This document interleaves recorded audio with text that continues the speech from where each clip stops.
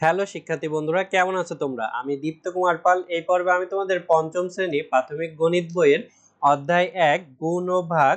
দেখো তোমাদের বইয়ের পৃষ্ঠা নম্বর ১৬। এখানে আমরা ৮, ৯ এবং ১০ নম্বর এই তিনটি লেখা অঙ্ক এই পর্বে আমরা সমাধান করে দেখাবো। দেখো এখানে ৮ নম্বরে আছে, কোনো বাড়িতে এখানে ৯৮,০০০ গ্রাম চাল আছে। তাদের যদি প্রতিদিন ৬৫০ গ্রাম চাল লাগে তবে কততম দিনে চাল শেষ হবে? তো উত্তর ক্রমবাচক সংখ্যায়, ক্রমবাচক মানে প্রথম, দ্বিতীয়, তৃতীয় এরকম আর কি। তো এক্ষেত্রে দেখো এই বাড়িতে চাল আছে ৯৮,০০০ গ্রাম চাল। তো তাদের প্রতিদিন, প্রতিদিন মানে হচ্ছে একদিন, ঠিক আছে?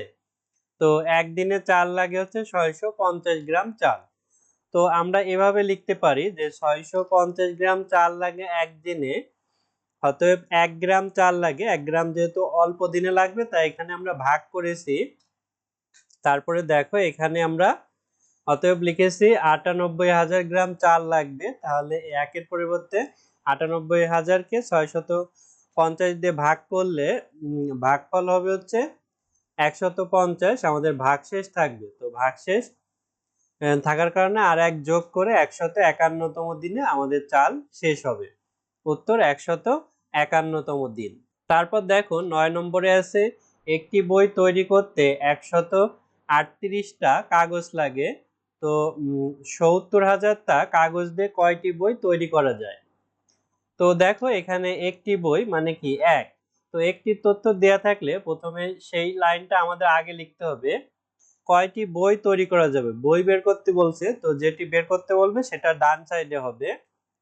তাহলে লিখবো ১৩৮টা কাগজে বই তৈরি হয় একটি। অতএব একটা কাগজে বই তৈরি হয়, ১ কে ১৩৮ দিয়ে ভাগ করব। তারপরে আমাদের মোট কাগজ হচ্ছে ৭০,০০০টা। তো ৭০,০০০টা কাগজে বই তৈরি হয়, ৭০,০০০ ভাগ ১৩৮ ভাগ করলে ৫০৭ হবে। তো এটি হচ্ছে আমাদের উত্তর, অর্থাৎ এতটি বই তৈরি হবে। তারপরে ১০ নম্বর অঙ্কটি দেখো, শফিক সাহেব তার নিজ গ্রামের দরিদ্র মানুষের মাঝে ৭৫০টি ৫০০ টাকার নোট দান করলেন।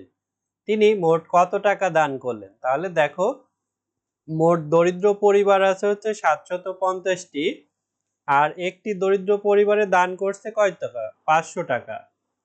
তিনি মোট কত টাকা দান করলেন? টাকা বের করতে বলছে, তাহলে টাকা ডান সাইডে হবে। অর্থাৎ দেখো একটি নোটে হয় ৫০০ টাকা আর কি, একটা নোটে ৫০০টা।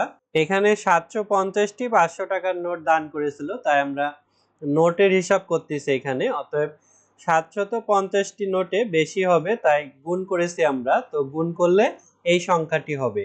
আশা করি গুণ তোমরা পারবে। তো এখানে আসে হচ্ছে ৩,৭৫,০০০ টাকা। আমরা উত্তরে তাই লিখেছি। তো বন্ধুরা, আজ আমাদের ভিডিও এ পর্যন্তই। পরের ভিডিওতে আমরা পরবর্তী লেখা অঙ্কগুলো করব। তো আমাদের পঞ্চম শ্রেণীর একটি অনলাইন ব্যাচ আছে, সেখানে তোমরা নিচের নাম্বারে যোগাযোগ করে ভর্তি হতে পারো।